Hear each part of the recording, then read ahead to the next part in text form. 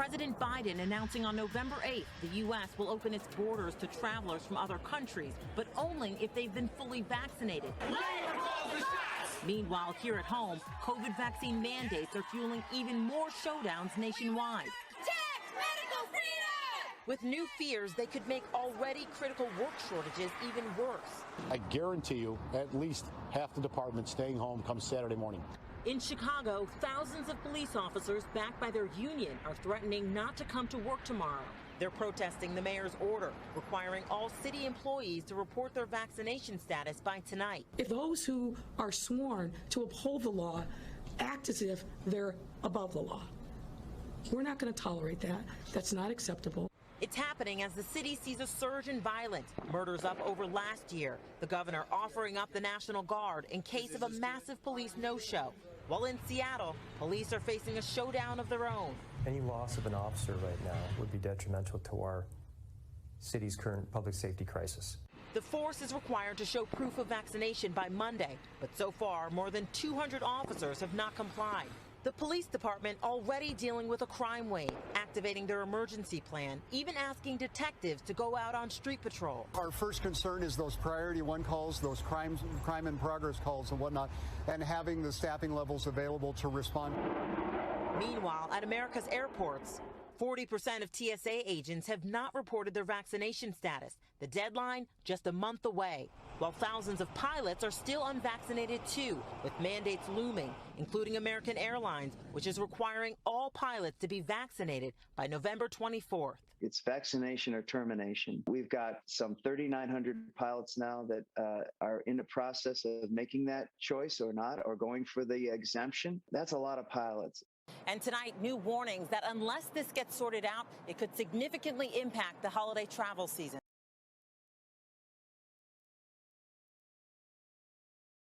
The number of new coronavirus cases is falling in America, but in Europe, it has jumped more than 50% in the past month alone. Charlie D'Agata spoke to a key official who is ringing alarm bells. Don't like the sound of that. Charlie, good morning.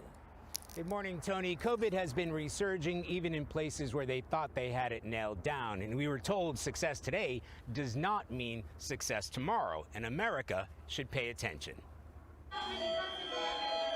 Europe is again under siege and racking up record case numbers. And that is a grave concern, warns the head of the World Health Organization, Europe. And if we look at the last 4 weeks, the hospitalization has doubled. Hans Kluger says vaccination uptake has plateaued in parts of Europe. At the same time, there is a relaxation of the public health and social measures, which is a cocktail for what we see of fourth wave. And he calls his region the epicenter of a new global outbreak fueled by the Delta variant. European countries with higher vaccination uptake appear to be holding COVID at bay, while in some Eastern European nations, the daily mortality rate is surging.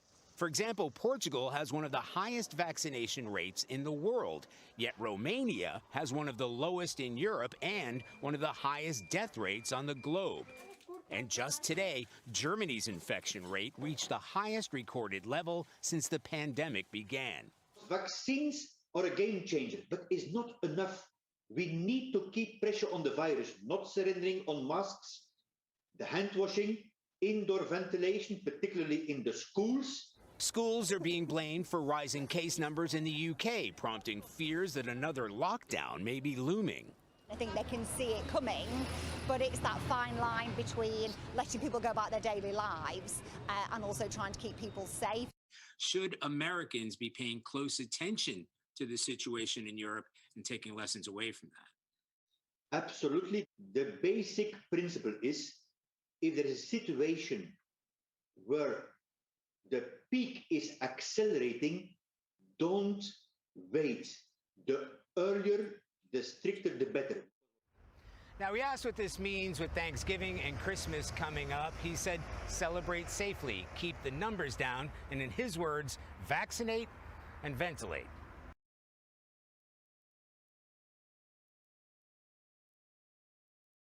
Polish security forces are actively trying to stop people from crossing the frontier. This as Warsaw accuses Minsk of using people there as a weapon of war against the EU. The Lukashenko regime uses civilians as a weapon in a modern hybrid war. What we see here is a new method.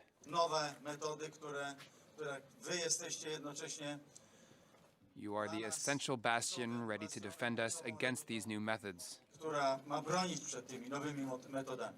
Russia is reportedly amassing large consignments of troops and equipment close to the border of Ukraine. President Putin even took a trip to the annexed region to declare that Crimea will forever be a part of Russia. Russia's actions have alarmed the West, especially America, which has been trying to westernize Ukraine. So is Putin preparing for a new incursion into Ukraine, or will Ukraine just end up as a pawn at the center of power politics? Here's a report. Russia is celebrating National Unity Day, and President Vladimir Putin chose to make a political point. He took a trip to Crimea, a region in Ukraine that Russia annexed almost a decade ago. He laid flowers at the Eternal Flame near a newly established memorial in the heart of Sevastopol, the capital of annexed Russia. Putin said that Crimea will forever be a part of Russia. Russia has found its historical unity, an alive, unbroken link again. You especially feel it here in Sevastopol in Crimea. They are with Russia forever because it is the sovereign, free and determined will of all our people. Russia invaded Crimea in 2014.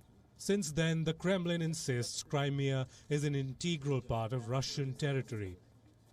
Moscow has been working relentlessly to keep the peninsula in control. It has implemented policies of forced assimilation, tried to transform the demography, and guards the Ukrainian border with heavy military deployment. Some 300 kilometers to the northeast of the Ukrainian border lies the town of Yelnya in western Russia. It reportedly houses a Russian military training ground. On the 1st of November, an American space tech company released some high-resolution satellite images of this area.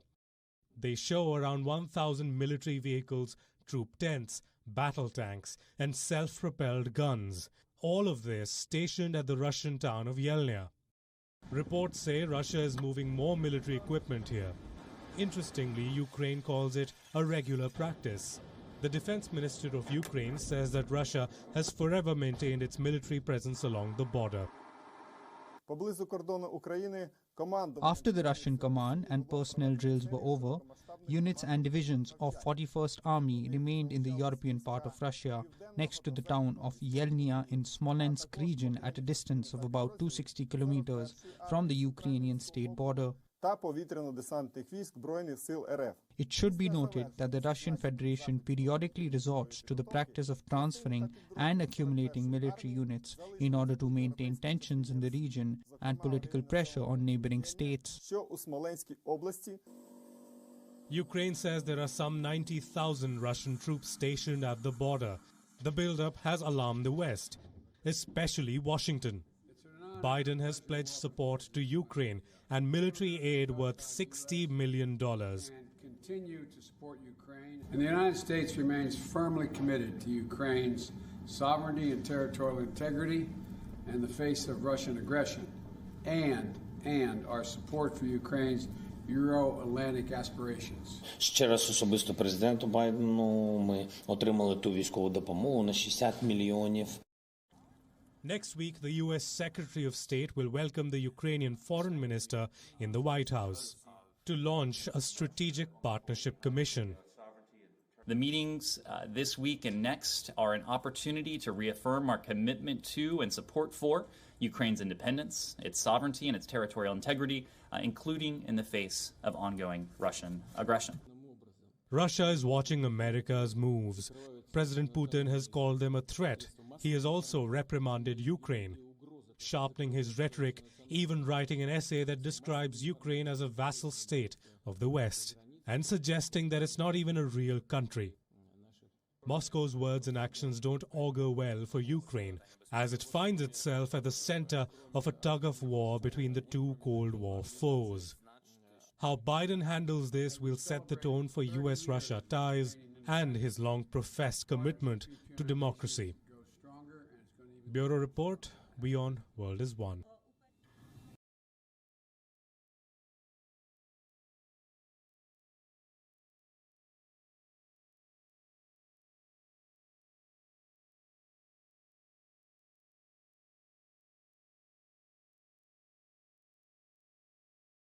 Encouragement to read and obey the laws, statutes, and commandments in the faith of Hamashiach. Deuteronomy 30, verses 19 to 20. The Most High told Moshe to tell the Israelites, I call heaven and earth to record this day against you, that I have set before you life, the law, and death, the curses, blessing and cursing. Therefore choose life, that both thou and thy seed may live, that thou mayest love the Lord thy God, and that thou mayest obey his voice, and that thou mayest cleave unto him, for he is thy life and the length of thy days, that thou mayest dwell in the land which the Lord sware unto thy fathers, to Abraham, to Isaac, to Jacob, to give them. Revelation 14 and 12. Here is the patience or perseverance or endurance of the saints. Here are they that keep the commandments of the Most High and the faith of Hamashiach. You have 3 steps you should take. Read the Word, obey the Word, which is the renewing of your mind and not relying on your own understanding, and to conform your life to the Scriptures, and pray. Pray for forgiveness, mercy, obedience, redemption, and salvation.